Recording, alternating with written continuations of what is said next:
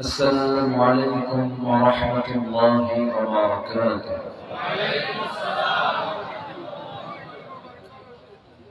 إن الحمد لله الأكرم الذي خلق الإنسان وكرمه وعلمه من البيان ما لم يعلم.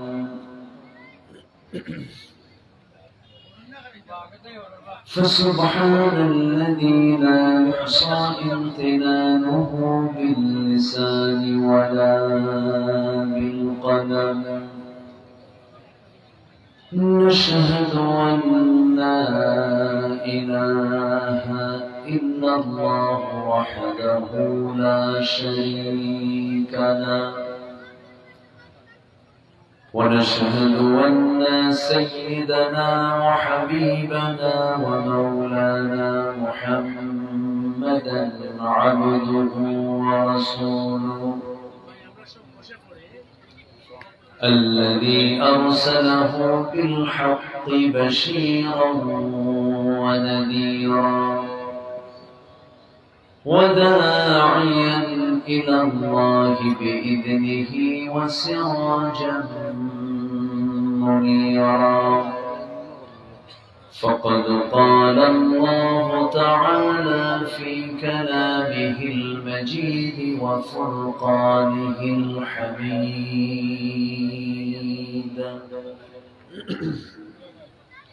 أعوذ بالله من الشيطان الرجيم. بسم الله الرحمن الرحيم.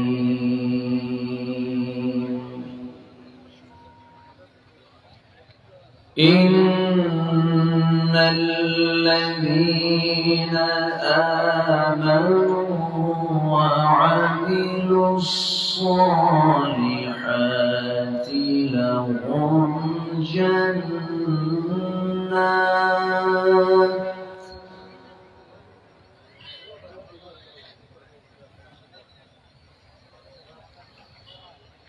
لهم جنات تجري من تحتها الأنهار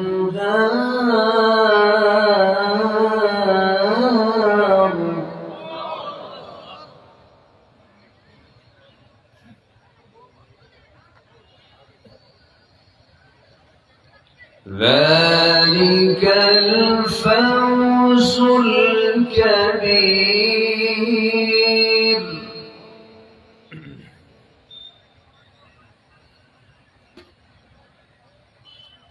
إن بطش ربك لشديد إنه يبدئ ويعيد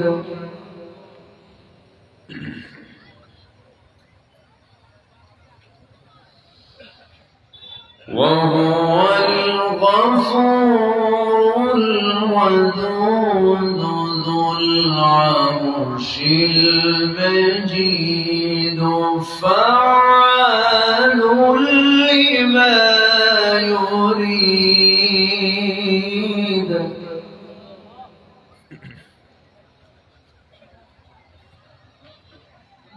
هل أتاك حديث الجنود فرعون وثمود؟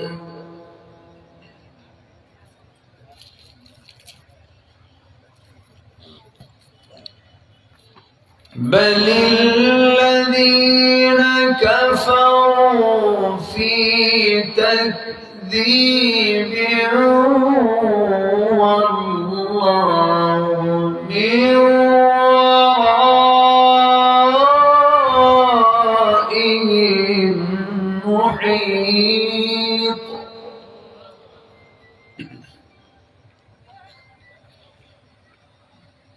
بل هو قرآن مجيد في لوح محفوظ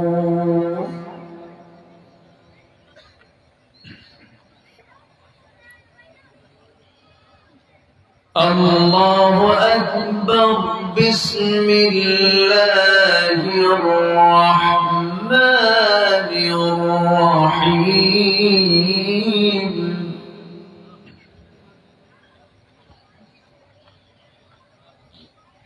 إن الله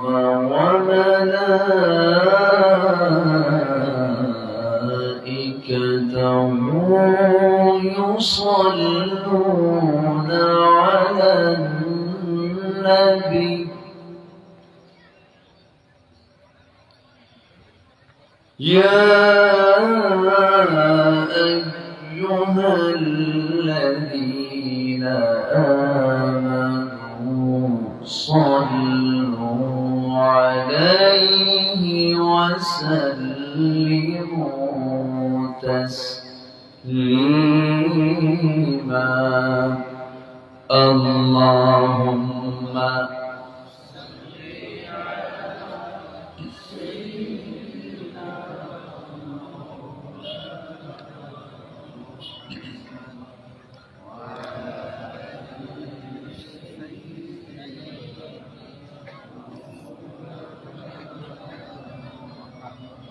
একটু আওয়াজ দিয়ে নবীর প্রেমে মাতোয়ারা হয়ে জবান খুলে জোরালো কণ্ঠে সবাই বলুন আল্লাহুম্মা সাল্লি আলা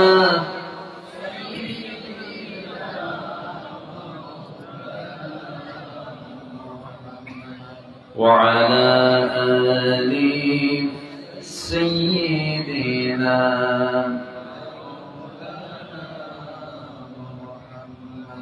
সবাই বলুন বালাগাল উলা বিকামালিহি কাশাফাত তুজা বিজামালিহি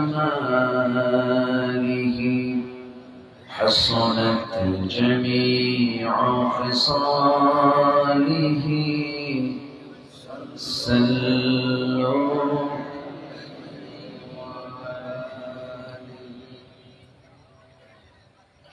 আরবের বুকে মক্কার পরে যেথায় মা আমিনার ঘর খোদার রহমতে কৌসার হয়ে ঝরছে বারংবার বালাগাল উলা বিকামালিহি كشف الدجى بجماله حصنت جميع خصاله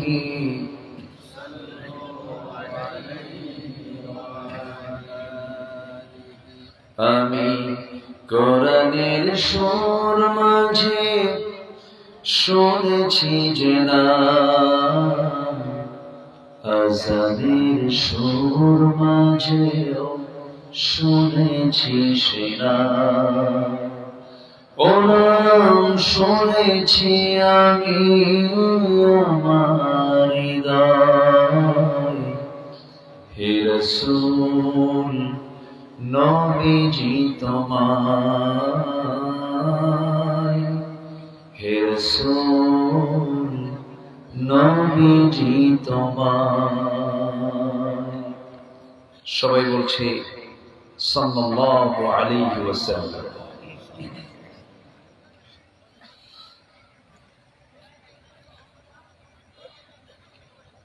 প্রাকৃতিক সৌন্দর্যের অপরূপ নীলাভূমি পাহাড় বেষ্টিত অঞ্চল মৌলভীবাজার জেলার বড়লেখা উপজেলার সুজানগর ইসলামী সমাজ কল্যাণ পরিষদ কর্তৃক আয়োজিত ১৬তম তিন দিন ব্যাপী তাফসীরুল কুরআন মাহফিল 2024 আজকের এই দ্বিতীয় দিবসের সম্মানিত সুযোগ্য সভাপতি, আজকের মাহফিলের সম্মানিত মেহমানবৃন্দ, হযরত উলামায়ে কেরাম, ফদলায়ে ইজাম, বিশেষ করে আমার পূর্বে কথা বলেছেন নন্দিত আলেমে দ্বীন,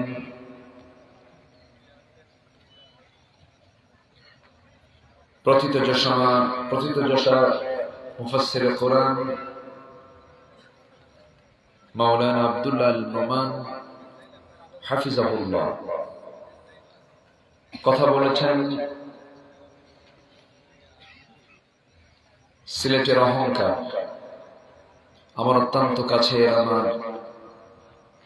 প্রিয় ভাইজান মাওলানা মাহবুবুর রহমান জালালাবাদী, উপস্থিত হযরত উলামায়ে কেরাম, ফদলায়ে ইজাম, সুশীল সমাজ, জাতির শ্রেষ্ঠ সন্তান, শিক্ষক মণ্ডলী, জাতির বিবেক, সাংবাদিক বৃন্দ, সামনে উপস্থিত, দূরে কাছে বিভিন্ন স্থান থেকে ছুটে আসা কালিমার ঝান্ডাবাহী, তাওহীদের পতাকাবাহী, দ্বীন ইসলামের নরসারদুল বীর মুজাহিদ, প্রাণ প্রিয় সম্মানিত দ্বীনী ভাইরা, আড়ালে বসে আছেন শ্রদ্ধেয়া সম্মানিতা মা বোনেরা, আলোচনার সূচনায় আনুষ্ঠানিকতার মধ্য দিয়ে আমার পক্ষ থেকে আবারও দিল খোলা সালাম, আসসালামু আলাইকুম ওয়া রাহমাতুল্লাহি ওয়া বারাকাতুহু। সবাই কেমন আছেন?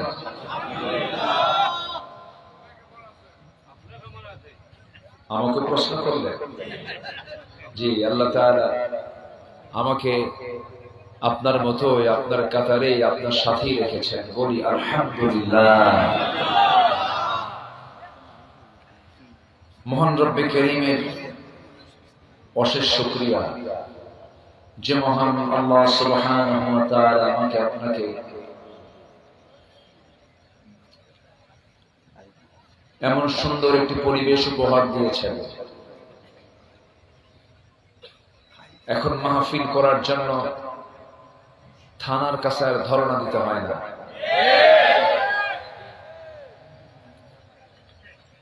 এমন একটা সময় চলে গেছে যে সময় কমিটির জুতার তলা ক্ষয় হয়ে গেছে, অনুমতি মিলে নাই। এখন থানায় উল্টা ফোন দিয়া বলে, কিছু লাগবে কি? বলে না, বলে। আল্লাহ পাকের মেহেরবানি, এই যে একটি বিশাল একটি পট পরিবর্তন হলো, সম্পূর্ণ অবদান যার, তিনি আমার কে? আসতে বলবেন না, তিনি আমার কে? আল্লাহ তাআলা, কোন সন্দেহ নাই। সেই মহান রব্বুল ইজ্জত ওয়াল জালালের দরবারে আমরা সবাই লাখ কোটি শুকর আদায় করি, মুহাব্বাতান, জোরালো কণ্ঠে একযোগে বলে উঠছি আলহামদুলিল্লাহ। আবারও বলছি আলহামদুলিল্লাহ। চিৎকার মেরে বলছি আল্লাহুম্মা ইন্নী আসআলুকা আল হুদা ওয়াত তুকা ওয়াল আফাফা ওয়াল গিনা। সবাই বলি আল্লাহুম্মা লাকা আসলামতু ওয়া বিকা আমানতু ওয়া আলাইকা তাওয়াক্কালতু ওয়া ইলাইকা আনাবতু। আমরা আল্লাহ তাআলার শুকর আদায় করে নিলাম। আল্লাহ পাকের অশেষ শুকর। এই প্রোগ্রামে আমি এসেছি আজ থেকে আরো মেবি 12 কি 13 বছর আগে প্রথম এসেছিলাম। এরপর আমার মনে হয় 4-5 বার আসা হয়েছে। এই চাঁদ মাখা মুখ আল্লাহ তাআলা আমাকে আবার দেখার সুযোগ করে দিয়েছেন, আলহামদুলিল্লাহ। এর মাঝে কিছু ভাইয়ের ইন্তেকাল হয়েছে, কিছু ভাই দুনিয়া থেকে বিদায় নিয়েছেন। আমরা তাদের রূহের মাগফিরাত কামনা করি। আল্লাহ তাআলা সেই সমস্ত ভাইদের কবরের সমস্ত আযাব মাফ করে কবরগুলোকে জান্নাতের নূর দিয়ে মুনাফফার করে দেন, জোরে বলি আমিন। সম্মানিত হাজিরিন, আমি আলোচনার সূচনায় আমার অভ্যাস অনুযায়ী কোরআনে কারীমের গুরুত্বপূর্ণ একটি সূরা সূরাতুল বুরুজ থেকে আমি শেষ দিকে কয়েকটা আয়াত আমি তেলাওয়াত করেছি। তেলাওয়াতকৃত আয়াতগুলোকে সামনে রেখে কিছু কথা বলতে চাচ্ছি। ওয়ামা তাওফীকি ইল্লা বিল্লাহ আলাইহি তাওয়াক্কালতু ওয়া ইলাইহি উনীব। সেই মহান রবের প্রতি পূর্ণ ভরসা রেখে আসুন আমরা ধীরে ধীরে আলোচনার দিকে চলে যাচ্ছি। আজকে দ্বিতীয় রজনী, আগামীকালকে শেষ রজনী। আমি খুব যে বেশি লম্বা সময় নেব তাও না, নাতি দীর্ঘ কিছু কথা বলতে চাচ্ছি। গতকালকে আমার প্রোগ্রাম ছিল হলো বেশি দূরে না, মাত্র পাবনা। সেখানে রাত অনেক রাতে উঠেছিলাম, ওই এলাকায় আবার বেশি রাতে উঠায় দেয়। সেখান থেকে একটাই বের হয়েছি, মাঝপথে হালকা কিছু বিশ্রাম নিয়ে একটা এসেছি আপনাদের সংস্পর্শে আসার সুযোগ আল্লাহ তাআলা করে দিয়েছেন।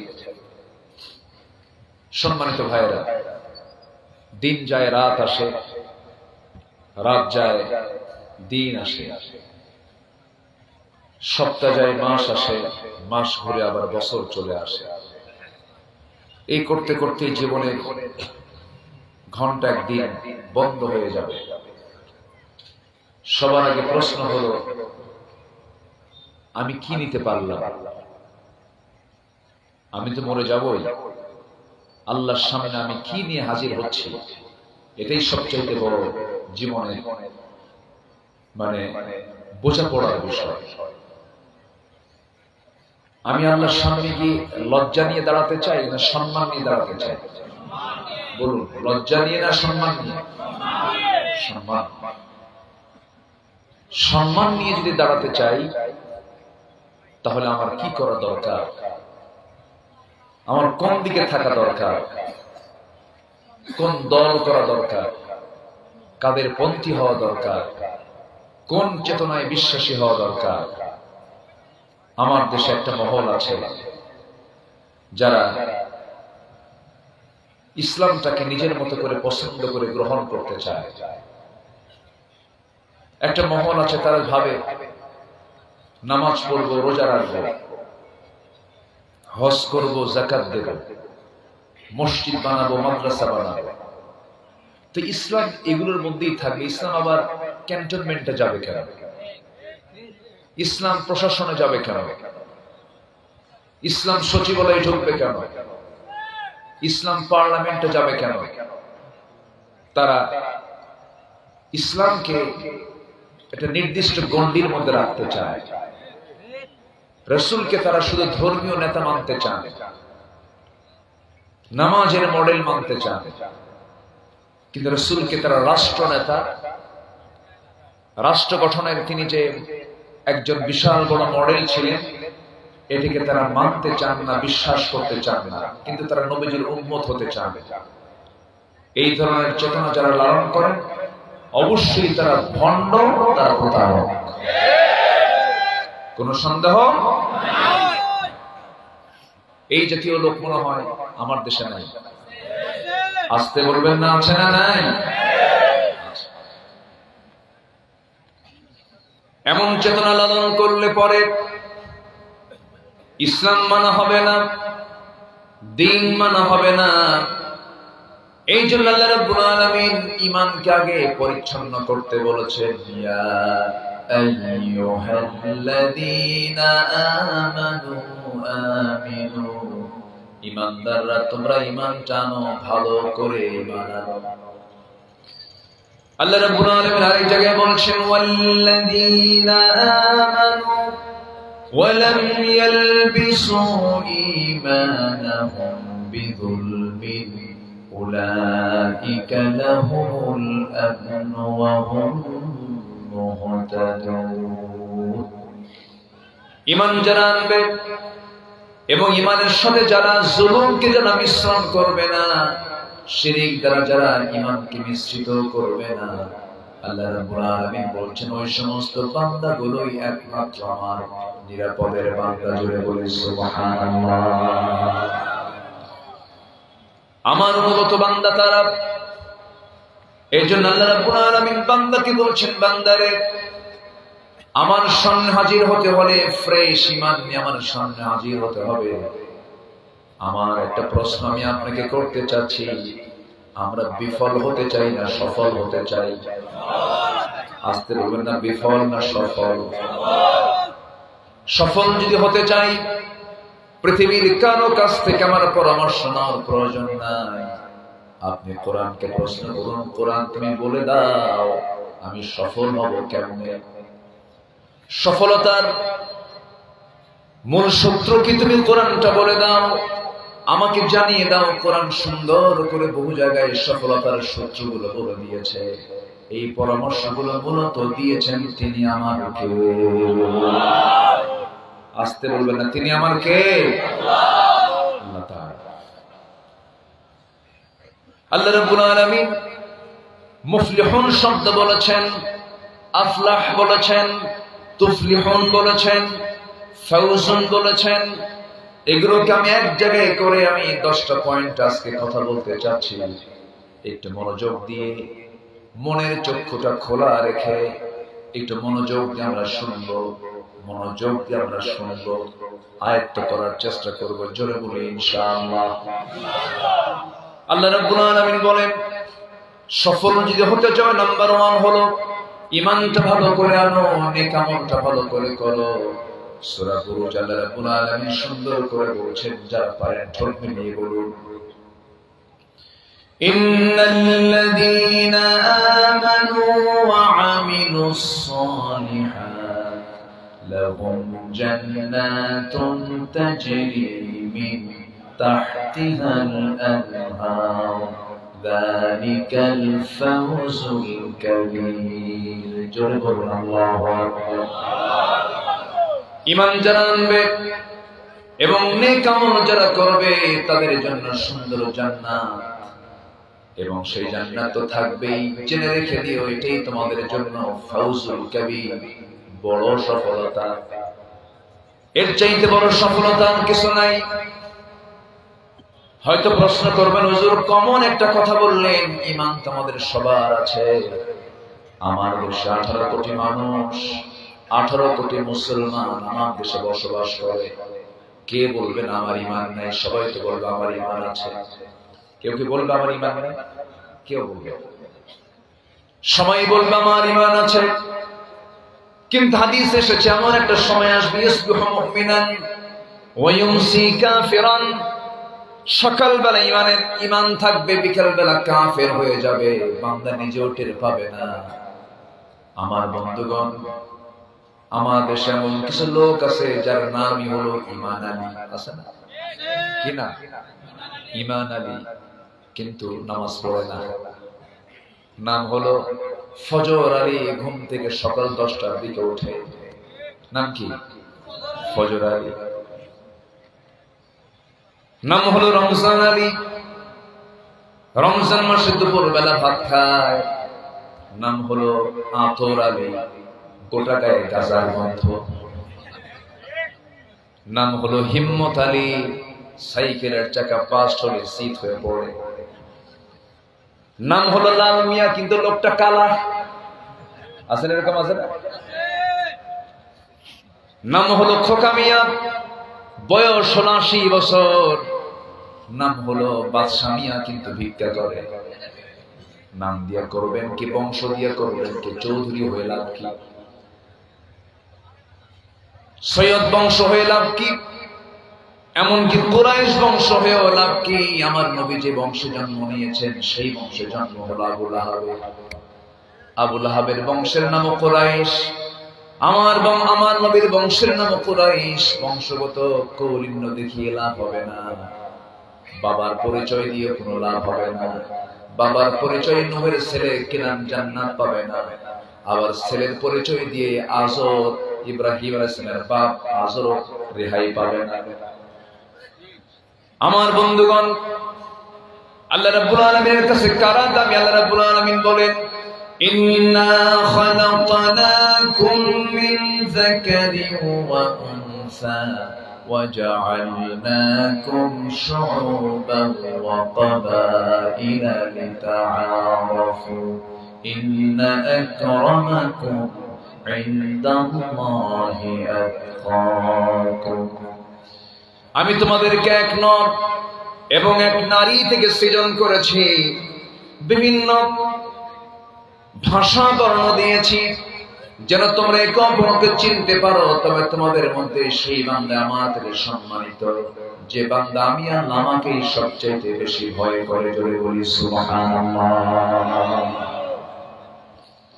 অতএব কোনো কিছু আমার কাজে আসবে না, সম্পদ কাজে আসবে না, বংশ কাজে আসবে না, চেহারা কাজে আসবে না, কোন আত্মীয়তা কাজে আসবে না, আমার আত্মীয়তা কোনো কিছুই কাজে আসবে না। আমার একমাত্র কাজে আসবে হলো আমার আল্লাহর সামনে আমি সেই সময় দামি হব যখন আমার মধ্যে থেকে যাবে মজবুত ঈমান।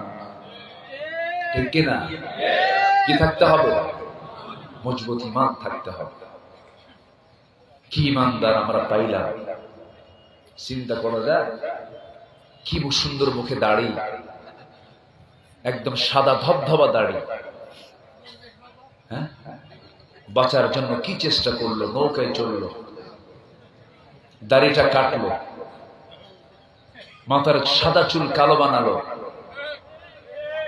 পাঞ্জাবি খুইলা গেঞ্জি পরলো, পাজামা খুলে লুঙ্গি পরলো, নৌকায় চললো বন্ধু নিয়া। নৌকার ভিড়ল না, ধরে ফেলেছে কোস্টগার্ড, ধরে বলছে স্যার চিনছি আইনমন্ত্রীকে, চলেন এখন থানায় যান। আইনমন্ত্রীকে আমি কি একা আসছি? আমি তো জামাতের সাথে আসছি। জামাত ছাড়া উপায় আছে? উপায় তো নাই।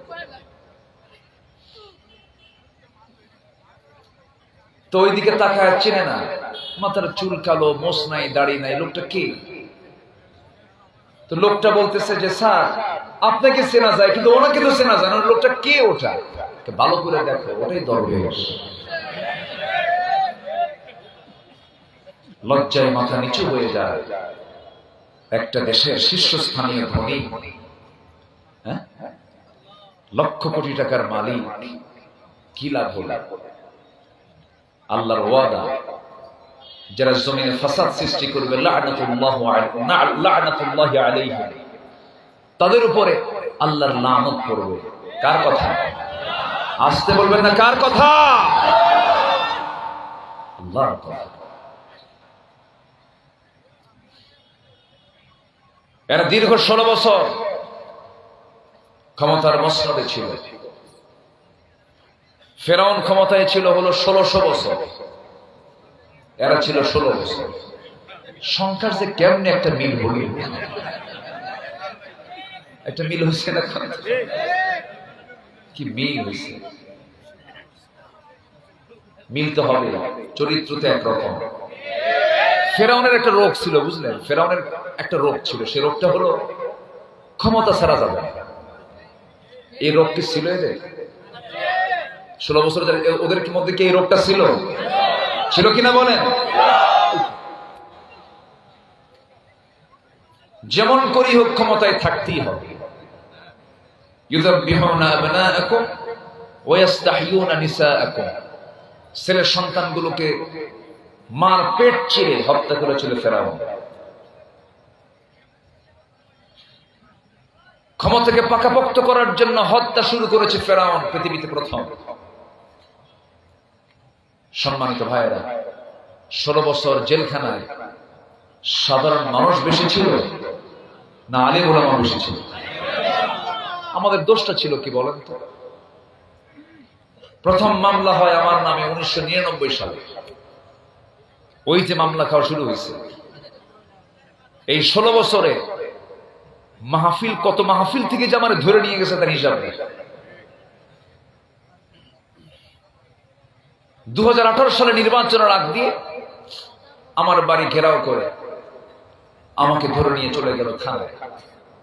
মামলা একখান দিয়া জেলখানায় ঢুকে বলল, হুজুর থাকেন নির্বাচন পর্যন্ত। ভিতরে ঢুকলাম, ঢুকে দেখি এক বুড়া চাচা, 85 বছর বয়স। সালাম দিলাম, উনি সালামের জবাব নিয়ে বলছেন, হুজুর আপনি জেলখানায়? খুব মজা পাইলাম হুজুর, খুব খুশি হয়েছি। বললাম জেলখানায় ঢুকলাম, আপনি খুশি হলেন? হ্যাঁ বাবা যে খুশি হয়েছে, কারণ ওয়াজ মাহফিলে যাই, ওয়াজ শুনে কাছে যাওয়ার সুযোগ পাই না, মুসাফা করতে পারি না, মন খুলে কথা বলতে পারে না। আসেন, বসেন, থাকেন।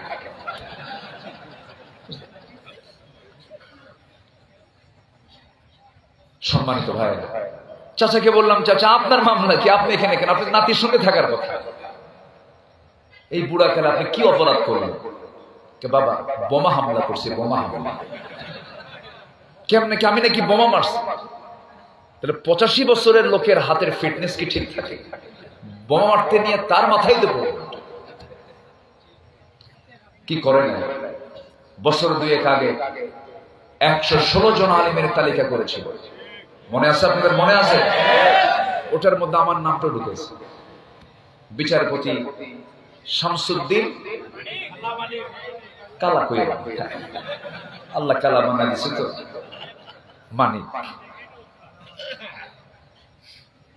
2 বছর যায় না, এখন ওদের নামের তালিকা হচ্ছে, ঠিক কিনা? সিলেটবাসীকে ধন্যবাদ। ত্রিপুরা হয়ে দিল্লি যেতে চাইছিল এই মানিক, ত্রিপুরা হয়ে কোথায় যাবে? আগরতলা দিয়ে অথবা আসাম গুয়াহাটি দিয়ে সে চলে যাবে দিল্লি। আপু যে বসে আছে ওই জায়গায়, বুঝলেন না, ওইদিকে যাবে। কিন্তু সিলেটবাসীকে ধন্যবাদ, খুব ভালো আপ্যায়ন করেছেন আপনারা। এত সুন্দর মেহমানদারি, বিসি শুদ্ধ আউট, খুব ভালো খেদমত করছেন আপনারা। সম্মানিত বন্ধুগণ, এই লোকটার মুখে হাসি নেই, বুঝলেন? আমি কোনোদিন হাসতে দেখিনি। গোটা গায়ে শুধু মানে রাগ আর রাগ, হাসে না। যারা হাসে না তাদের বউরা যে থাকে কেমনে বুঝে আসে না। ওদের বউরা মনে মনে কয় এটা মরবে কোনদিন। হাসা তো উচিত।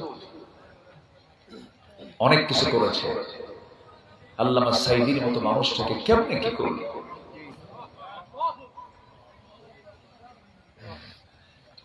আমি এটা আমার কাছে, আমি যখন মনে করি আমার খুব খারাপ লাগে। কত বড় জুলুম! আমার মনে হয় এদেশের কোন আসামিকে এত লম্বা রিমান্ডে নেওয়া হয়নি। একটা সুস্থ মানুষ হঠাৎ করে 13ই আগস্টে গিয়ে, 2023-এর 13ই আগস্টে গিয়ে বলা হলো আপনি অসুস্থ, আপনার চিকিৎসা দরকার। উত্তরে তিনি বলতেছেন আমি অসুস্থ, তো আমি নিজেই জানি না। একটা সুস্থ মানুষকে তুলে নিয়ে সবার চোখের সামনে হসপিটালে জোরপূর্বক ভর্তি করায়। আমি শামীম ভাইকে বলেছিলাম যে ঘটনা কি, আমাদের ভিড়তেই দেয় না, যেতেই দেয় না। আমাদের কি করলো? শেষ পর্যন্ত সেই হসপিটালে রেখে পয়জনিং করে, বিষ প্রয়োগ করে হত্যা করা হলো। তাফসীর মাহফিলের এই প্ল্যাটফর্ম থেকে এই স্পষ্ট ভাষায় জানান দিতে চাই, যাদের চক্রান্তে কিংবদন্তি এই জাতির সূর্য সন্তান আল্লামা সাঈদীর হত্যার সঙ্গে যারা জড়িত, সুস্পষ্টমূলক শাস্তি দাবি করছি আমরা। রাজি আছেন কারা কারা? হাত উঁচু করে দেখা।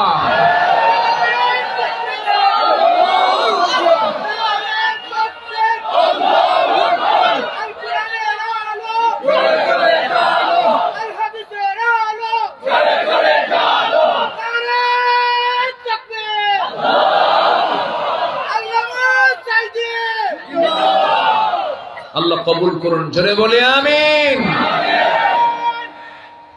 আমরা প্রতিশোধ পরায়ণ নই, কিন্তু খুনির কোনো ক্ষমা নাই, খুনির কোনো ক্ষমা করতে আল্লাহ মানা করেছে। কতলুন নফস আশ-শাইখুজ জানি, যারা মানুষ হত্যা করবে তাদের হত্যা করো। কার হুকুম? কার হুকুম? কার হুকুম? দেশে অরাজকতা সৃষ্টি করার জন্য পবিত্র অঙ্গন আদালত প্রাঙ্গণে আইনজীবীকে হত্যা করা হচ্ছে। জানেন না? আপনারা জানেন না? এগুলো জানেন না? যেটাই যে ব্যক্তি হত্যা করুক না কেন, হত্যার দৃষ্টান্তমূলক শাস্তি হওয়া উচিত।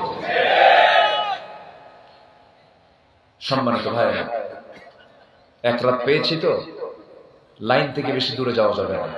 আবার লাইনে আসি, আমরা বিফল হব না সফল হব? বিফল হব না সফল হব? একটা পরিবর্তন যখন এসেছে, আমরা সাজাবো দেশটাকে। কিসের আয়নায়? বলুন, কিসের আয়নায়? কি দিয়া? কোরআন দিয়ে সাজাবো। জোরে বলি ইনশাআল্লাহ। দেশ শাসন করেছে 53 বছরের কেউ 25 বছর। দেশ স্বাধীন হয়েছে 53 বছর, এর মধ্যে কেউ চালাইছে 25 বছর, কেউ চালাইছে 16 বছর, কেউ চালাইছে 9 বছর। মাঝখান দিয়ে মঈনুদ্দিন ফখরুদ্দিন এনারা চালাইছেন কয়েক বছর। সবাই মুসলমান হলেও ইসলাম দিয়ে তারা রাষ্ট্র চালায় নাই, কোরআন দিয়ে তারা রাষ্ট্র চালাতে পারে নাই। অতএব সব দেখা শেষ। আগামীর দেশ আমরা দেখতে চাই কোরআনের দেশ, ইসলামের দেশ। আল্লাহ কবুল করুন, জোরে বলি আমিন। কোন কার্ড আর খেলা হচ্ছে না।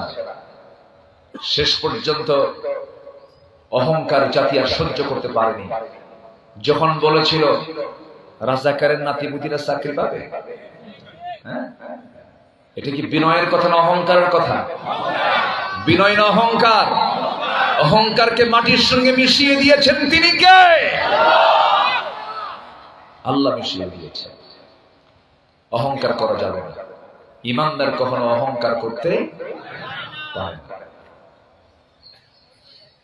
আমার বন্ধুগণ, তাহলে এক নাম্বার আমরা শিখে নিলাম, ইমানটা ভালো করে আনবো, নেক আমলটা করব। বুকটা ফেটে যায়, মনটা খারাপ হয় মাঝে মাঝে। এত সুন্দর দেশ, গোটা পৃথিবীর সবুজ একটি ভূখণ্ড বাংলাদেশ, এত সুন্দর দেশটাকে আজ পর্যন্ত আমরা সাজাতে পারলাম না। 18 কোটি মানুষ আজকে কোরআন শরীফ সহি করে পড়তে পারে না। 53 বছর ধরে দেশ শাসন যারা করেছেন কোরআন শিক্ষার জন্য, তাদের বড় কোনো ভূমিকা ছিল না। তারা চাচ্ছিল কেমন করে কোরআন থেকে জাতিকে দূরে রাখা যায়। কি আমি কি ভুল বলতেছি? এখানে যারা বসে আছেন, যদি প্রশ্ন করি কোরআনটাকে সহি করে পড়তে পারেন, অধিকাংশের কি হাত উঠবে? উঠবে না। এটা আপনার দোষ নয়। হ্যাঁ, ব্যক্তিগত দোষকে এড়িয়ে যাওয়া যাবে না, কিন্তু এটার জন্য অবশ্যই জাতীয় সমস্যা আছে না নাই? আসতে বলবেন না, আছে না নাই? বিসিএস ক্যাডার সূরা ফাতিহা পড়তে পারে না। বিসিএস ক্যাডার সূরা ইখলাস পড়তে পারে না। বিসিএস ক্যাডার ওযুর ফরজ কয়টা জানে না। এজন্য বিপ্লব ঘটাতে হলে আগে সবার আগে শিক্ষার বিপ্লব ঘটাতে হবে। দ্বীন শিক্ষা ছড়িয়ে দিতে হবে সকল জায়গায়। সম্মানিত বন্ধুগণ, সম্মানিত ভাইয়েরা, আমার মাঝে মাঝে কেমন যেন লাগে, মুসলমান আমার দেশ অধিকাংশ বিড়ি খায়। কি খায়?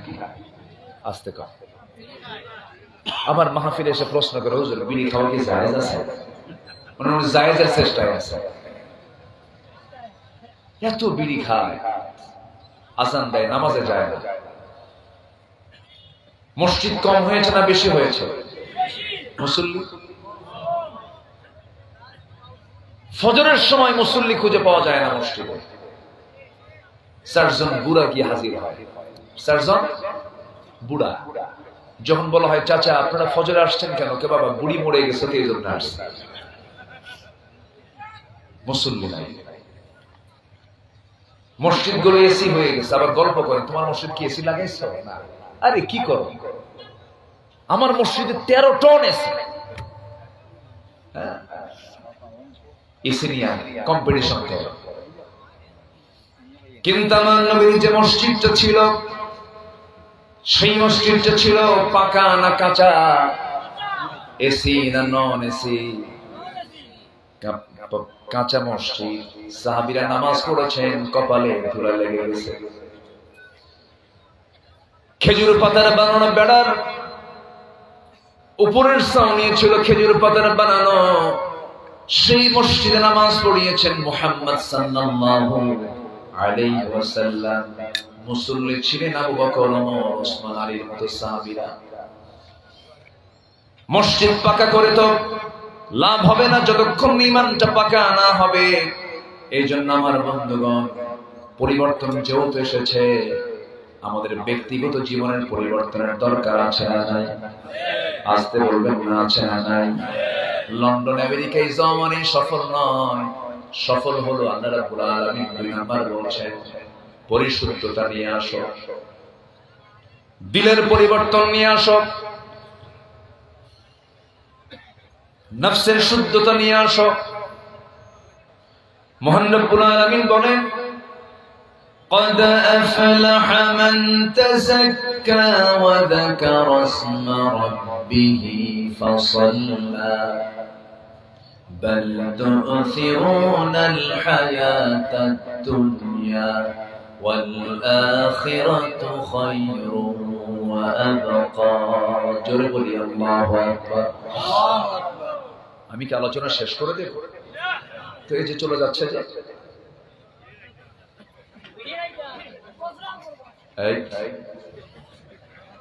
কি অসুবিধা, আপনাদের অসুবিধা? আমি কি দোয়া করে দেব? তো যাচ্ছেন কেন? একটু বসুন, মেহেরবানি করে বসুন।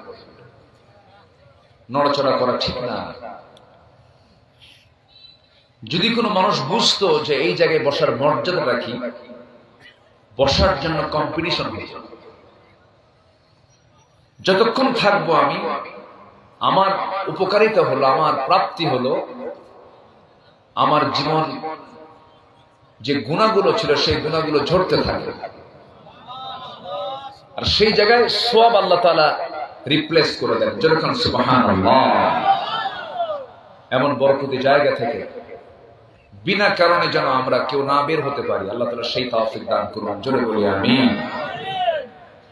সম্মানিত ভাইরা, তাহলে 1 নম্বর হচ্ছে আমরা ঈমান আনবো। নেক আমল ছাড়া না, নেক আমল সহ, নেক আমল সহ ঈমান এবং নেক আমল এটা থাকতে হবে। নম্বর 2 হলো পরিশুদ্ধতা, তাসকিয়াতুন নফস, নফসের শুদ্ধতা আনতে হবে। সম্মানিত বন্ধুগণ, আল্লাহ রাব্বুল আলামিন এই কথাটাই আবার আরেক সূরায় বললেন, قد أفلح من زكاها وقد خاب من دساها। ওই বান্দাই সফল যে নফসের শুদ্ধতা আনতে পেরেছে। নফসের শুদ্ধতা কি একটু বললি স্পষ্ট হয়ে যাবে। অর্ধ দুনিয়ার শাসনকর্তা ছিলেন একজন খলিফা, তার নাম হলো ওমর বিন খাত্তাব রাদিয়াল্লাহু তাআলা আনহু। ইসলামের দ্বিতীয় খলিফা, তার খেলাফত আমলে একদিন তিনি রাষ্ট্রের পক্ষ থেকে 1 বোতল মধু পেলেন। সেই মধুটা নিয়ে আসলেন। মধুটা তিনি একা নিতে পারবেন না, 5টা ভাগ হবে, 5টা ফ্যামিলি পাবে, তার মধ্যে তার একটা ফ্যামিলি। মধুর বোতল নিয়ে এসে ভাগ করতে হবে 5টা ভাগ। স্ত্রীর সামনে দাঁড়িয়ে বলছেন, স্ত্রী এই যে 1 বোতল মধু এনেছি, মধুটা সুন্দর করে 5টা ভাগ করো, এর মধ্যে একটা ভাগ আমরা পাবো, বাকি ভাগগুলো প্রতিবেশীর মাঝে সুন্দর করে ভাগ করে দিতে হবে। সাইয়েদনা ওমর ফারুক এই কথা বলে স্ত্রী হাতে মধুর বোতল দিয়ে দিলেন। 1 মিনিট যেতে না যদি চট করে আবার বলে ফেললেন, বউ আমার রাগ করো না, মধুর বোতলটা তোমাকে ভাগ করতে দেব না, আমার হাতে ফেরত দিয়ে দাও। আবার তিনি তার হাতে নিয়ে নিলেন। এখন বলুন, কোন স্বামী যদি তার স্ত্রীর সঙ্গে এমনটা আচরণ করে, সমস্যা আছে কিনা বলেন? কি সমস্যা আছে?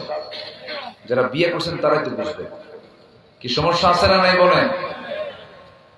বউ বলবে, তুমি আমার সন্দেহ করো না, আমি চুরি করবো, লাগবে গন্ডগোল, ভুল বোঝাবুঝি, অভিমান, অনেক কিছু।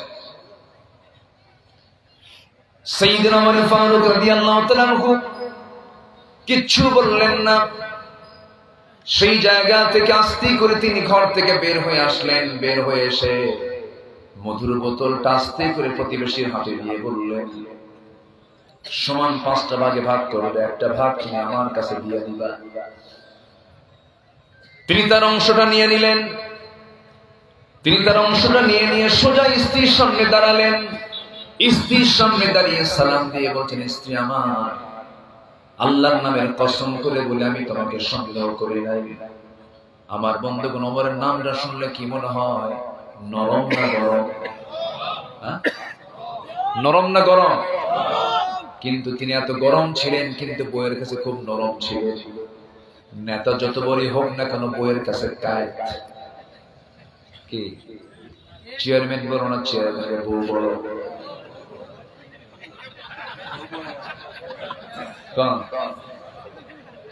কমন পড়ে গেছেন। বলেন, চেয়ারম্যান বড় না চেয়ারম্যানের বউ বড়? হ্যাঁ, বইয়ের কাছে মাত্র পরীক্ষা হবে। তুমি কত বড় হুজুর আমার জানা আছে, বসো, ঠিক আছে না? ওটা হেড অফিস। ওটা কি অফিস? Head office. কে বইয়ের কথা শোনো না? সবাইকে বইয়ের কথা শুনতে হয়, শুনতে হয় না?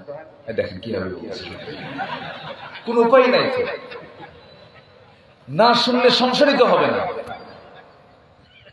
তার মধ্যে মেয়েরা সোজা হাড়ে না বাঁকা হাড়ে? বাঁকা হাড়ে।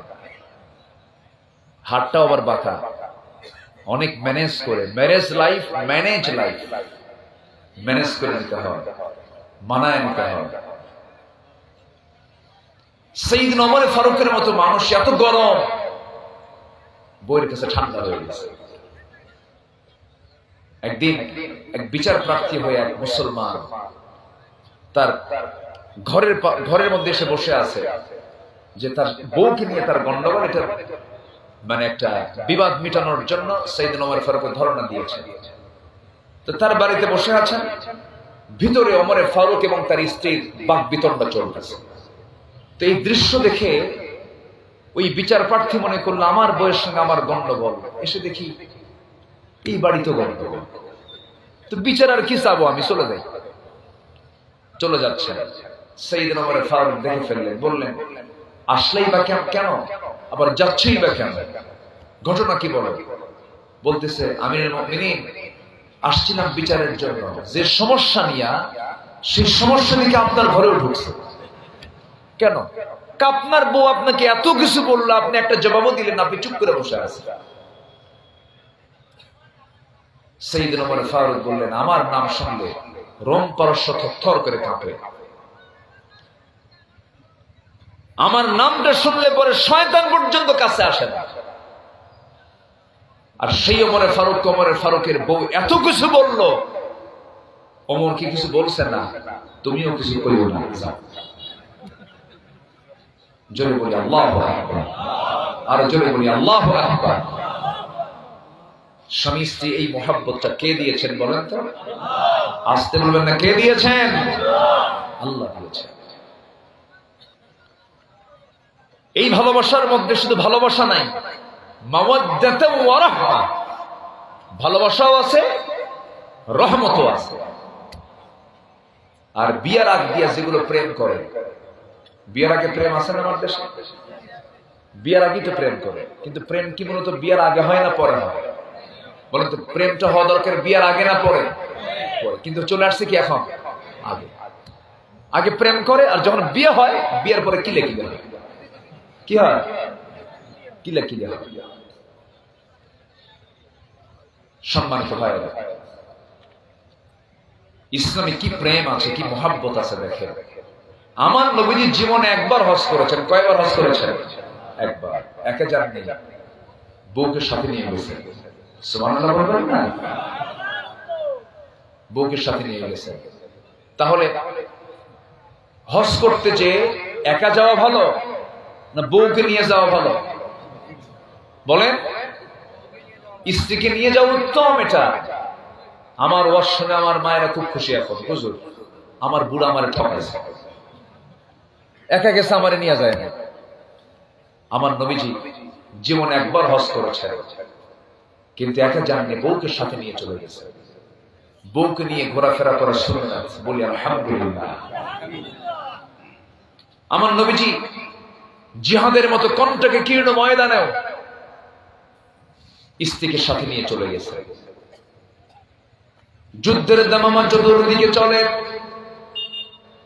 আমার নবীজি ওই যুদ্ধের ময়দানে যুদ্ধ পরিচালনা করছিলেন। যে যুদ্ধে আমার নবীজির দুটো দাঁত ভেঙেছিল, নবীজির শরীর থেকে প্রচুর রক্তক্ষরণ হয়েছিল। সেই যুদ্ধের ময়দানে হঠাৎ করে রাতের বেলা যুদ্ধ থেমে গেছে। চতুর্দিকে নীরব ঠান্ডা পরিবেশ। তাবুর ভিতরে ঢুকে বলছেন, আয়েশা, তোমাকে টাইম দিতে পারি না। হুমায়রা, চলো আমরা ঘর থেকে একটু বের হই। ঘর থেকে বের হলেন। ঘর থেকেই বের হয়ে বলছেন, আয়েশা, চলো আমরা দুজন মিলে দৌড়ের পাল্লা দেখি ফাস্ট হয়ে যায়। আম্মা জান আয়েশা বর্ণিত হাদিস, তিনি বলেন, আমরা দুজন মিলে দৌড় মারলাম। আমি সামনে চলে গেলাম, আমি ফাস্ট হয়ে গেলাম। আমার নবীজি আমার পিছনে থাকলেন, কিন্তু আমার নবীজি ফাস্ট হলেন না, তিনি ফাস্ট হলেন। এটা কেমন কথা? এখানে বিষয়টা হলো, আমার নবীজি ফাস্ট না হয়ে আয়েশাকে ফাস্ট করে দিয়েছেন, যেন সে মনে মনে আনন্দ পায়। কারণ আমার নবীর সঙ্গে কম্পিটিশন করে পারবে পৃথিবীর কোন মানুষ কি আছে নাকি? আমার নবীজি খুশি করে দিলেন তাকে। বেশ কিছুদিন পর মদিনার মাটিতে রাসূল বলছেন, আয়েশা রে, সেই রাত্রিবেলা দৌড়ের আমি তোমার সঙ্গে পারি না, আজকে দেখি দৌড়ের পাল্লা দেখে ফাস্ট হয় দেখি। আম্মা জান আয়েশা বলেন, সেই দিন আমার নবীজি আমাকে হারায় দিলেন। হারায় দিয়ে একটা মুস্কি হাসি মেরে বলছে, আয়েশা রে, ওই রাত্রে যে আমি হেরে গেছিলাম, সে হেরে যাওয়ার জবাব আজকে আমি বিজয়ী হয়ে দিয়ে দিলাম। জোরে বলি সুবহানাল্লাহ। আজকে সেই মহব্বত গুলো নাই, বৈধ সম্পর্ক গুলো নাই। আজকে ইলিগাল রিলেশনে সমাজ আক্রান্ত হয়ে পড়েছে। মাহফিলে যুব সমাজ বেশি। তোমাদের কাছে আমি করজোরে বিনতি জানাই, গার্লস স্কুলের সামনে ইতিমের মতো বসে থাকার দরকার নাই। দেখেন আস্তে আস্তে করে কিচ্ছু করে না। এই ঠিক কিনা? নোংরামি করো না। বিবাহ পূর্ব ওয়ালা মুত্তাখিদি আখদান ওয়ালা মুত্তাখিদাতি আখদান, গোপন গোপন কোনো কথাবার্তা বলো না। ঈমান তোমার নষ্ট হয়ে যাবে। তাজকিয়াতুন নফস থাকবে না। কোন আমল কবুল হবে না। আমল করে মজা পাবে না। তোমার হাতে এখন বাংলাদেশ, তোমাদের হাতে বাংলাদেশ। আমি তো ভেবেছিলাম যুব সমাজ মনে হয় ডিভাইস আক্রান্ত হয়ে শেষ হয়ে গেছে। যুবকদের হাতে অস্ত্র তুলে দিয়েছিল, মাদক তুলে দিয়েছিল, জেনা তুলে দিয়েছিল, কিন্তু যুবকরা জাতে মাতাল ছিল, কিন্তু তারে ঠিক মতো জায়গা মতো তারা পৌঁছে গেছে। দুপুরের খাবার রান্না হলো যার জন্য, সেই রান্না খাইলে ওরা যায়। কি ঠিক কিনা? অতএব তুমি যুবক, তুমি পারবে সবকিছু। সমস্ত নোংরামি তোমাকে দূর করার জন্য সবার আগে তোমার পরিশুদ্ধ হতে হবে, তোমার চরিত্রকে উন্নত করতে হবে। সুজনগরের যে সমস্ত যুবকরা আছো, তোমার কাছে আমার প্রস্তাবনা হলো, 53 বছর যে সুযোগ সুবিধা পাইনি আমরা ইসলাম প্রচারের জন্য, সেই সুযোগ সুবিধা এখন আমরা পাচ্ছি। বলি আলহামদুলিল্লাহ। শুধু 16 বছর মাহফিল বন্ধ ছিল না, 16 বছর আগেও যারা ক্ষমতায় ছিলেন 80-র দশকেও প্যারেড ময়দানের মাহফিল বন্ধ করা হয়েছিল, ঠিক কিনা? আমরা এটা অনুকূল পরিবেশ পেয়েছি। যুব সমাজ, তোমাকে বলতে চাই, তোমার গ্রামকে তুমি সাজাও। তোমার গ্রামে কে নামাজ পড়ে না তাদের তালিকা করো, তাদের কাছে কি নামাজের দাওয়াত দাও। তোমার গ্রামের কোন ঘরের কোন মেয়ে, কার স্ত্রী বোরকা ছাড়া অর্ধলগ্ন হয়ে বের হয়, তাদের তালিকা করো। তাদের বাড়িতে যাও, বাড়িতে গিয়ে বলো, আপনার মেয়ে বোরকা ছাড়া অর্ধলগ্ন হয়ে বের হয়, আমরা যুবক, আমাদের চোখের ক্ষতি হয়, ইমানের ক্ষতি হয়, আমরা এই গ্রামের বাসিন্দা, আপনার মেয়েকে বোরকা ছাড়া বের হতে দেবেন না। তা'মুরুনা বিল মা'রুফ ওয়া তানহাউনা আনিল মুনকার, সৎ কাজের আদেশ দাও, সৎ কাজের বাধা দাও, এটা কার হুকুম?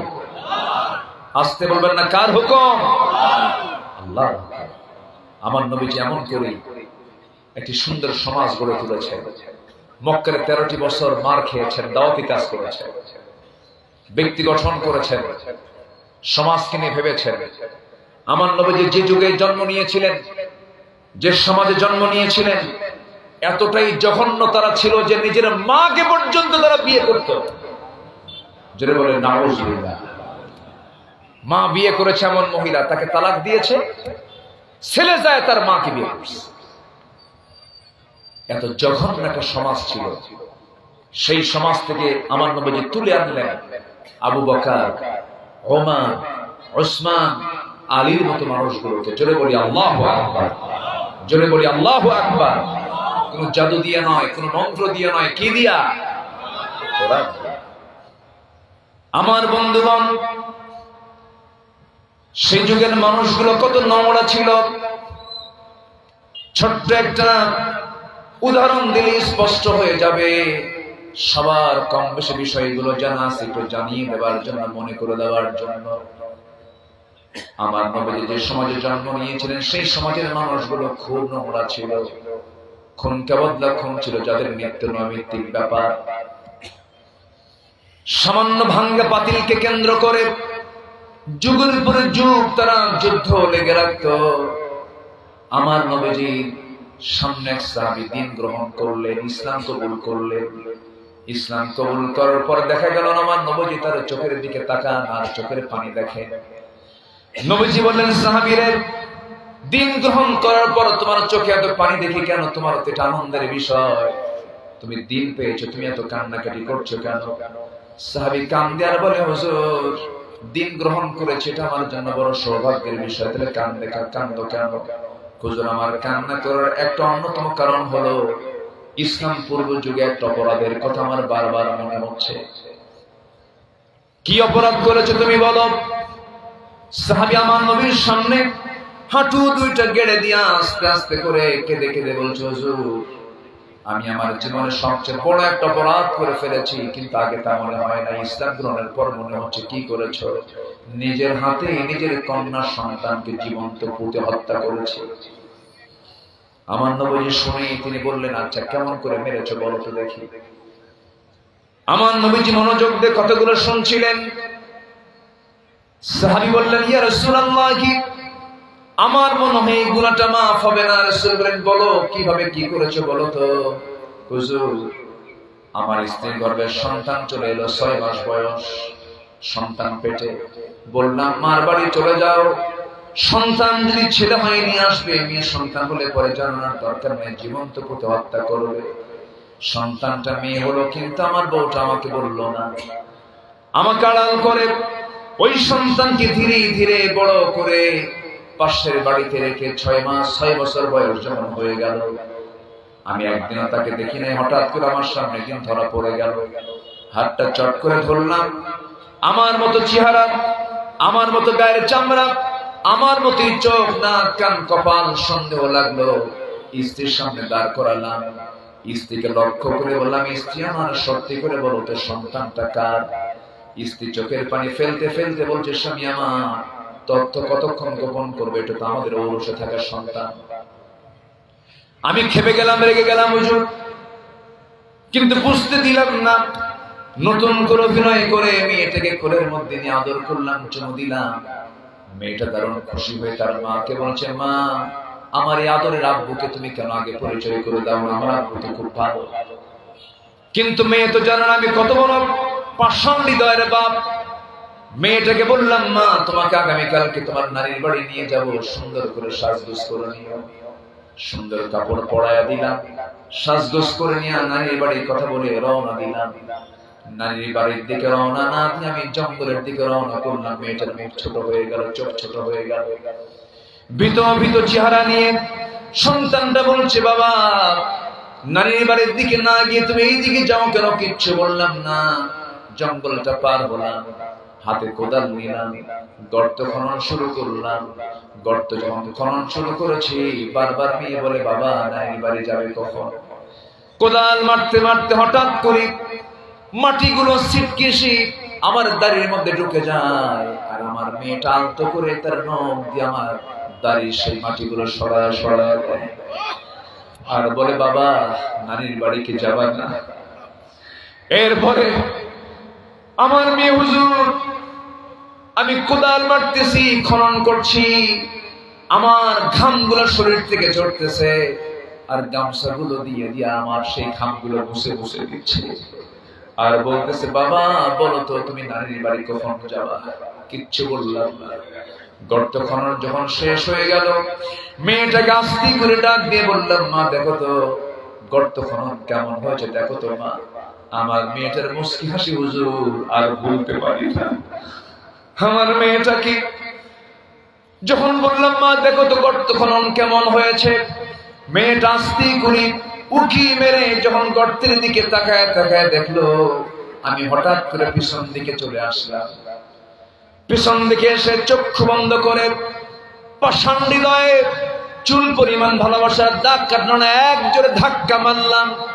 এক ধাক্কায় গর্তের মধ্যে উপর হয়ে পড়ে গেল।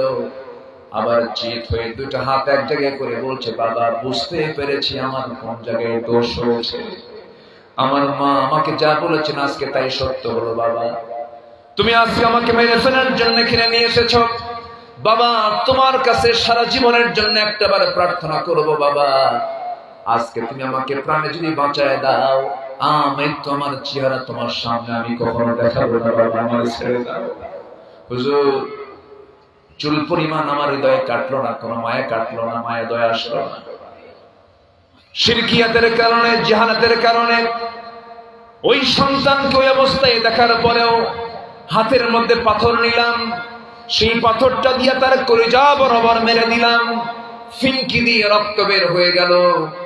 নিজের হাতে মাটি চাপা দিয়ে, পাথর চাপা দিয়ে, বালু চাপা দিয়ে জনমের মতো সন্তানকে আমি দুনিয়া থেকে বিদায় করে দিলাম।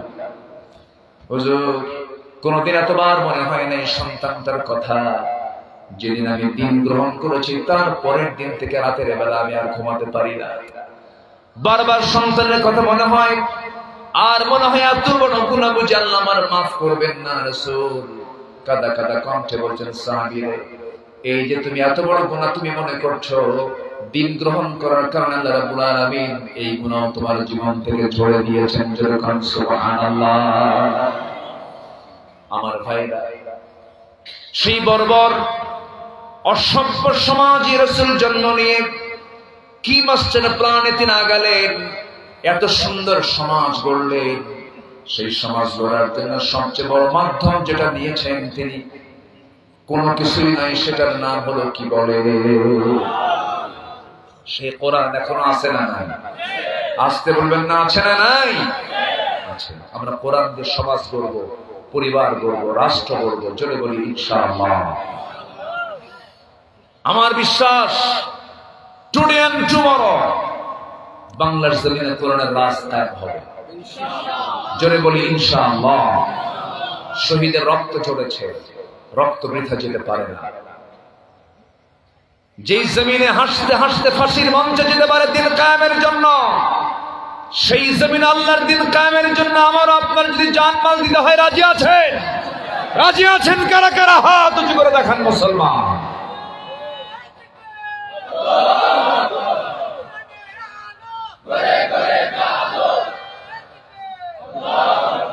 আল্লাহ কবুল করুন। জোরে বলে আমিন, আরো জোরে আমিন, আরো জোরে আমিন। সফলতার জন্য 10টি কাজ। কয়টা কাজ বলেন তো? নাম্বার 1, মজবুত ঈমান আনা। নাম্বার 2, তাসকিয়াতুন নফস, নফসের শুদ্ধতা নিয়ে চলে আসা। নাম্বার 3 হলো সত্যবাদী হওয়া। বলেন কি? সত্যবাদী হওয়া। আমার দেশে সত্য কথা বেশি চলে না মিথ্যা কথা বেশি চলে? সত্য না মিথ্যা? মিথ্যা কথা সবচেয়ে বেশি বলে কারা বলেন তো? জি, একজন কোসেন নেতারা। কথাটা অমূলক না, এটাই তো ঠিক। আমার দেশের নেতারা যদি শুধু সত্য কথা বলতো, জাতীয় সত্য কথা শিখত। ঠিক কিনা? আল্লাহ তাআলা বলছেন, সত্য কথা বলো, আমি তোমাকে মহা সফলতা দিয়ে দেব। জোরে বলি আল্লাহু আকবার। ইত্তাকুল্লাহ ওয়া কুলু কাওলান সাদীদা। আমার বন্ধুগণ, নাম্বার 4 হলো তাকওয়া অর্জন করা, আল্লাহকে ভয় করে চলা, আল্লাহর সামনে জবাব দিতে হবে এমন করে চলা। নাম্বার 5 হলো ধৈর্যশীলতার পরিচয় দেওয়া, ধৈর্যশীল হওয়া। ধৈর্যশীলতা এমন একটা গুণের নাম যে ধৈর্যশীলতা বান্দাকে জান্নাতের দরজায় নিয়ে যাবে। যারা বলেন সুবহানাল্লাহ। আল্লাহ তাআলা প্রত্যেক পয়গম্বরের ভিতরে বিশাল ধৈর্য দিয়েছেন, বিশাল ধৈর্য দিয়েছিলেন। আদম আলাইহিস সালাতু ওয়াস সালাম থেকে শুরু করে আমার নবী পর্যন্ত প্রত্যেক নবীর মধ্যে ধৈর্য দিয়েছেন তিনি আমার কে? আসতে বলবেন না, তিনি আমার কে? ধৈর্যশীল হলে ইমানদারের সবচেয়ে বড় একটা গুণ, সফল হতে হলে ধৈর্যশীল হতে হবে। আল্লাহ রাব্বুল আলামিন বান্দাকে সুন্দর করে বুঝায় দিচ্ছেন। নাম্বার 6 হলো যারা আল্লাহ এবং রাসূলের জানানুগত্য করবে তারা সফল হবে। ওয়া মান ইউতি'ইল্লাহা ওয়া রাসূলাহু ফাকাদ ফাযা ফাওজান আযীমা। নাম্বার 7 হলো সৎ কাজের আদেশ দেওয়া, অসৎ কাজের বাধা দেওয়া। এই কাজটা করলে পরে বান্দা তুমি সফল হতে পারবে। ওয়ালতাকুম মিনকুম উম্মাতুন ইয়াদউনা ইলাল খায়র ওয়া ইয়া'মুরুনা বিল মা'রুফি ওয়া ইয়ানহাউনা আনিল মুনকার ওয়া উলাইকা হুমুল মুফলিহুন। জোরে বলুন আল্লাহু আকবার। সফল যদি হতে চাও, সৎ কাজের আদেশ দিবা, সৎ কাজের বাধা দিবা। আল্লাহ বলছেন এই হলো সফল। নাম্বার 8 হলো তওবা যারা করবে, তুবু ইলাল্লাহি জামিআন আইয়ুহাল মুমিনুনা লাআল্লাকুম তুফলিহুন। জোরে বলুন আল্লাহু আকবার। নাম্বার 9 হলো প্রকৃত মুমিন হওয়া। প্রকৃত মুমিনের জন্য 7টা গুণ দরকার। নাম্বার 1 হলো নামাজ পড়া।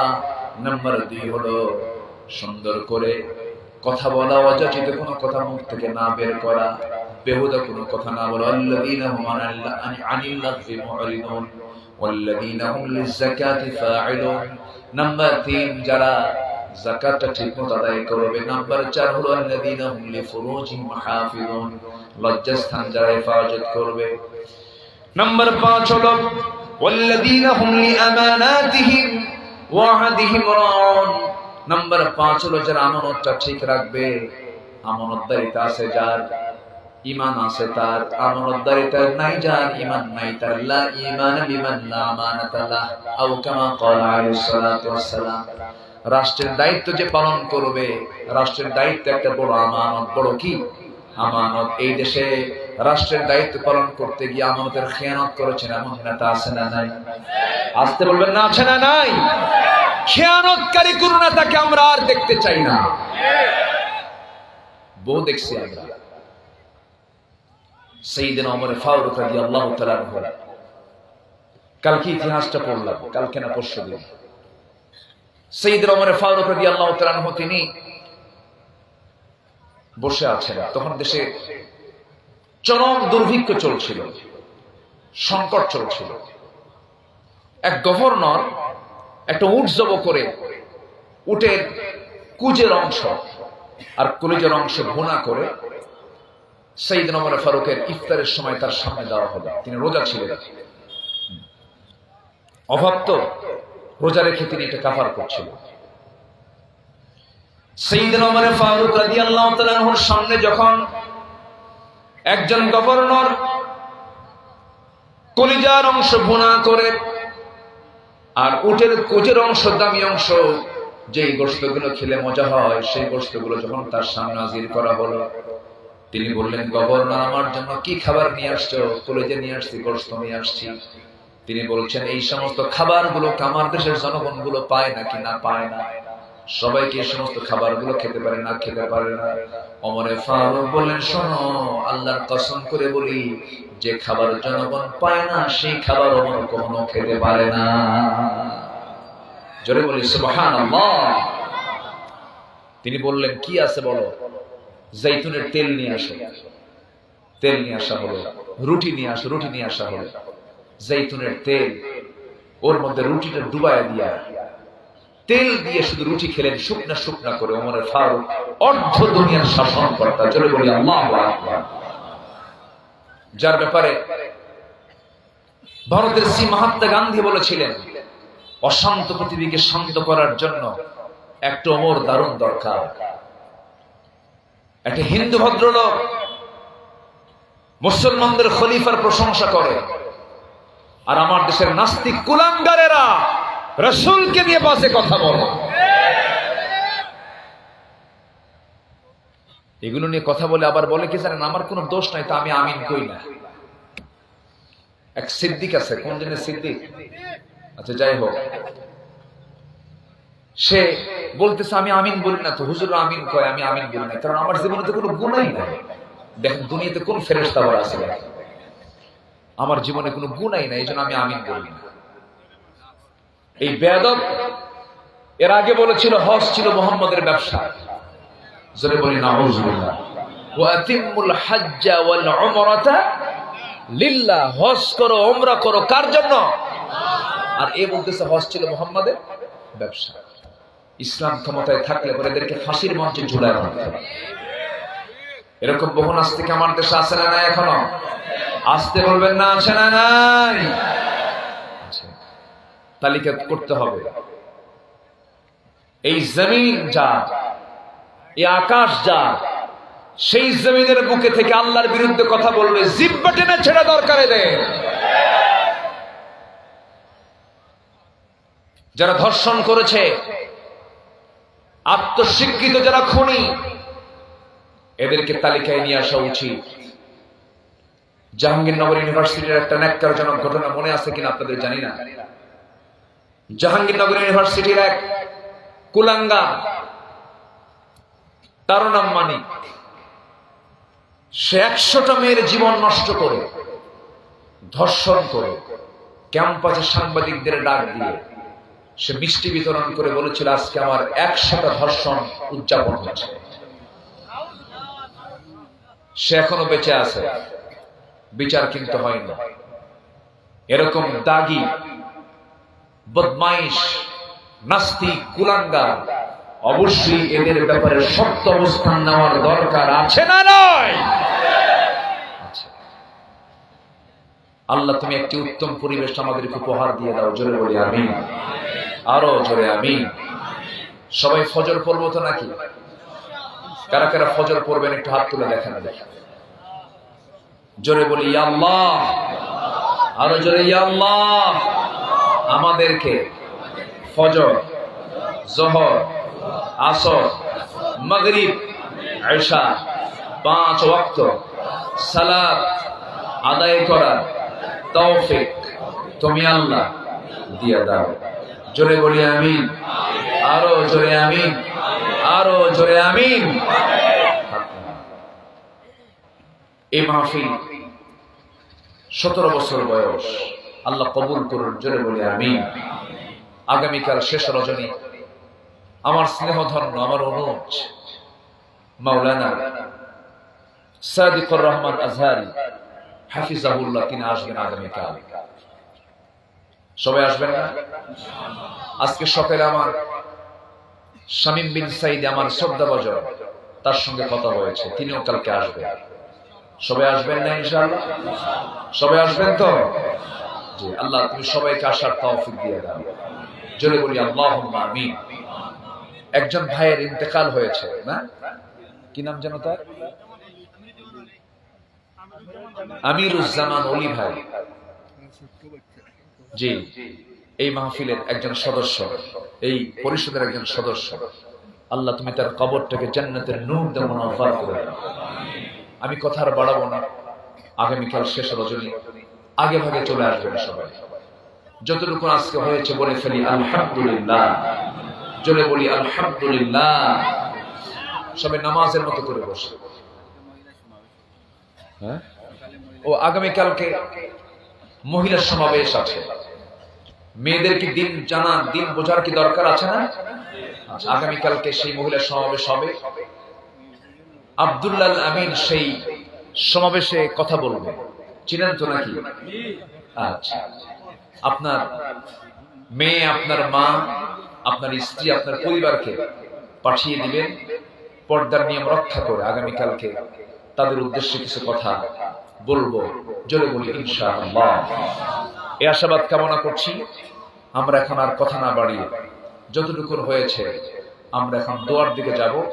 যতটুকু শুনেছি আমরা আমল করবো তো নাকি ইনশাআল্লাহ? যুবকদেরকে কিছু দায়িত্ব দিয়েছি, মনে আছে? হ্যাঁ, আল্লাহ তুমি সবাইকে এই সমস্ত দায়িত্বগুলো বুঝে পালন করার তৌফিক দিয়ে দাও। জোরে বলি আমিন।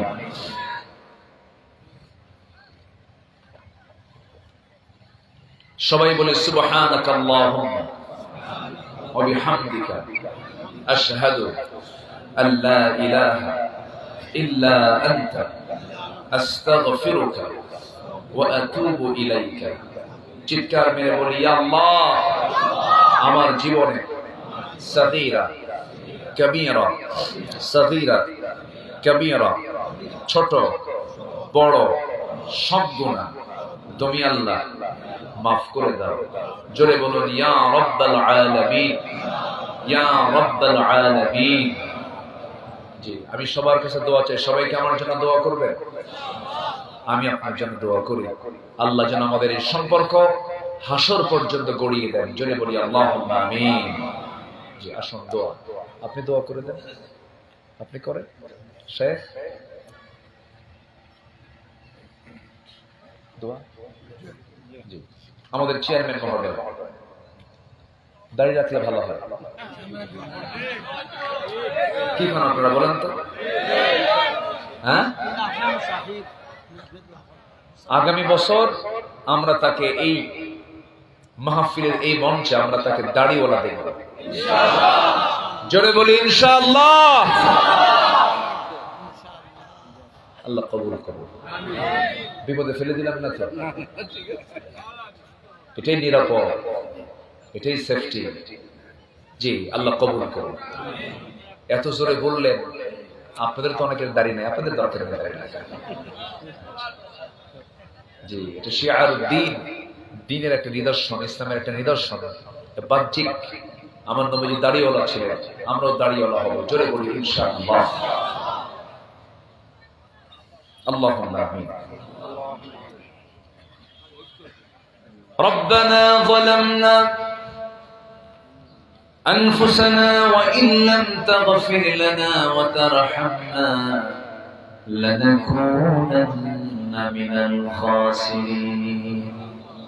ربنا لا تزغ قلوبنا بعد إذ هديتنا وهب لنا من لدنك رحمة إنك أنت الوهاب. আল্লাহ তাআলা হাজারো মুসলমান নরনারী নিয়ে তোমার কালামে দু তিন আয়াতকে সামনে রেখে সফল হওয়ার জন্য কি কি গুণাবলী দরকার তোমার শেখানো পদ্ধতিগুলো আলোচনা করার চেষ্টা করেছি। শেষান্তে সে তোমার শাহী দরবারে কাঙ্গাল ফিকারির মতো দুটো হাত পেতেছে। আল্লাহ, গুনার দিকে নজর দিও না, বান্দা মনে করে তামাম জিন্দেগীর সমস্ত গুনাহগুলোকে মাফ করে দাও। জনম দুঃখিনী মা যার বিদায় নিয়েছেন, জিন্দেগীর গুনাহগুলো মাফ করো, কবরগুলোকে জান্নাতের টুকরা বানায়া দাও। আব্বা আম্মার জন্য কি দোয়া তাও তুমি আল্লাহ শিখিয়ে দিয়েছো। আওয়াজ দিয়ে হাতটা একটু উঁচু করে চোখটা বন্ধ করে আব্বা আমার শেখানো সে আল্লাহর দোয়াটা আমরা জোরে সোরে বলি, রব্বিরহামহুমা কামা রাব্বায়ানি সগীরা। সবাই বলুন, রব্বিরহামহুমা কামা রাব্বায়ানি সগীরা। অনেক ভাই আছেন নিজের মাকে নিজের হাতে দাফন করেছে, নিজের হাতে নিজের বাপকে দাফন করেছে, নিজের মার লাশ নিজের পিঠে বহন করে কবর পর্যন্ত নিয়ে চলে গেছে। আল্লাহ তোমার কাছে ফরিয়াদ করি, সে আব্বা আম্মা যারা চলে গেল রে, জিন্দেগীর গুনাহগুলো মাফ করো, কবরগুলোকে জান্নাতের বাগিচা বানায়া দাও। আব্বা আম্মার জন্য আরেকটা দোয়া করি, যাদের আব্বা আম্মা বেঁচে আছেন তাদের প্রতি খাস রহমত নাযিল করো, তাদেরকে খেদমত করার তৌফিক তুমি আমাদের সবাইকে দিয়ে দাও। আয় আল্লাহ তাআলা, বিশেষ করে মাহফিলটার আয়োজন করলেন যারা, কষ্ট করে আসলেন যারা, বিনিময়ে কিয়ামতের কঠিন ময়দান যেদিন কেউ কাউকে চিনবে না, এমনকি মা সন্তানকে পর্যন্ত স্বীকার করে বসবে, যেদিন মানুষ কাঁদতে কাঁদতে চোখের পানিগুলো পড়ে যাবে, চোখ থেকে রক্ত বের হওয়া শুরু হয়ে যাবে, সেই কঠিন মুসিবতের দিন এ মাহফিল সবার জন্য নাজাতের মাধ্যম তুমি আল্লাহ বানায়া দিও। আয় আল্লাহ তাআলা, এই মাহফিলে শুরু থেকে নাস পর্যন্ত যারা সদস্য ছিলেন, হয়তো অনেকেই দুনিয়া থেকে বিদায় নিয়েছেন, কবরের সমস্ত আযাবকে মাফ করে দাও, কবরগুলোকে জান্নাতের বাগিচা বানায়া দাও। আশপাশে কত মাইয়াত শুয়ে আছেন, সকল কবরবাসীর জন্য দোয়া করি, যারা দুনিয়া থেকে ঈমানি হালাতে বিদায় নিয়েছেন, কবরগুলোকে জান্নাতের টুকরা বানায়া দাও। আমার ডানে বামে সামনে পেছনে আড়ালে যত ভাই বোন মা বোন হাত তুলেছেন, যার যা চাওয়া তুমি আল্লাহ পাওয়া করে দিও। আয় আল্লাহ তাআলা, হেলাল ভাইকে কবুল করে নাও। এরপরে আমার প্রিয় ভাই, অনেকের নাম আমার জানা নাই, আয় আল্লাহ তাআলা মাহফিলটার সঙ্গে সম্পৃক্ত যত ভাই আছেন, যাদের অবদান মেহেরবানি করে সবার সকল শ্রমকে তুমি আল্লাহ দয়া করে কবুল আর মঞ্জুর করে নাও। আয় আল্লাহ তাআলা, সাজ্জাদ ভাইকে কবুল করো, বকুল ভাইকে কবুল করে নাও, মোবিল ভাইকে কবুল করে নাও। সবার নাম তোমার জানা নাই আল্লাহ, মেহেরবানি করে তুমি অন্তরের খবর রাখো আল্লাহ। এখানে কত লোক হাত তুলেছেন, সবার নাম তো আমার জানা নাই, মেহেরবানি করে তোমার কাছে ফরিয়াদ করে তোমার পছন্দের বান্দার কাতারে সবাইকে তুমি আল্লাহ শামিল করে নাও। আয় আল্লাহ তাআলা, এই দুনিয়াতে আসার তো সিরিয়াল ছিল, যাওয়ার তো কোনো সিরিয়াল নাই, কোন দিন দুনিয়া থেকে বিদায় হব জানি না, মরতে যখন হবে তুমি আল্লাহ শহীদ মওত কপালে জুটাইয়া দিও। এই জমিনে তোমার দিন কায়েমের সংগ্রাম করতে গিয়ে রক্ত ঝরাইছে যারা, অঙ্গহানি হয়েছে যারা, আয় আল্লাহ তাআলা ফাঁসির মঞ্চে চলেছেন অনেকে, আল্লাহ তোমার কাছে ফরিয়াদ করি, তাদের শাহাদাতকে কবুল করো, তাদের শাহাদাতকে তুমি আল্লাহ দয়া করে কবুল আর মঞ্জুর করে নাও। আয় আল্লাহ তাআলা, কোন দিন দুনিয়া থেকে বিদায় নেব জানি না, মালাকুল মউত কোন দিন আসবে জানি না, তবে যেদিন মরে যাব রে, টান মেরে ঘর থেকে বের করে দেবে, জীবনের শেষ বছরটা হয়ে যাবে, মরা সব দিকে দিকে চলে যাবে, আমাকে টেনে হেঁচড়ে কবরের দিকে নিয়ে চলে যাবে, কবরের সহায় দেবে রে, 24 ঘন্টা যাবে না, মাথার চুলগুলো খসে খসে পড়বে, 3 দিন যাবে না, চামড়াগুলো গুলে গুলে পোকার পেটের খাবার হবে, মাত্র 7টা দিন পেটের নাড়িগুলি সব চোখ মুখ কান নাক দিয়ে বের হওয়া শুরু হয়ে যাবে, মাত্র 3টা মাসের ব্যবধান। কবর খনন করে যদি দেখা হয় কয়েকটা হাড় ছাড়া কিচ্ছু খুঁজে পাওয়া যাবে না রে। সেই অন্তিম সময় যখন চলে আসবে, জবানে জারি করে দিও লা ইলাহা ইল্লাল্লাহ মুহাম্মাদুর রাসূলুল্লাহ। আসসালামু আলাইকুম ওয়া রাহমাতুল্লাহি ওয়া বারাকাতুহু।